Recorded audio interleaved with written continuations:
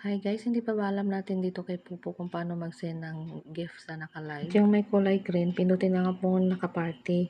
At i-open mo lang yung party dahil papasok ka na sa kanyang panel. Pero pwede naman po tayo mag-send ng gift dito sa message niya. Bali dito na kami mag-trade ni ma'am.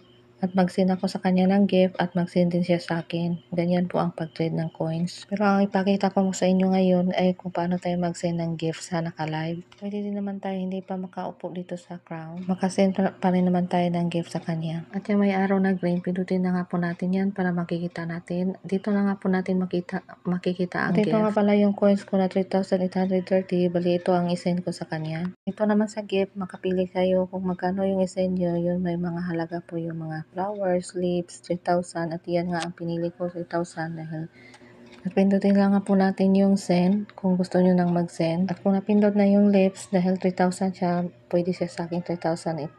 Pero 3,000 lang yung mabawas sa akin. At isend na nga po natin yan. At dahil pangalawang send ko na to sa akin, kaya hindi na ako umupo dito sa panel. Kanina nakaupo ako dahil nag-send sa akin si ma'am.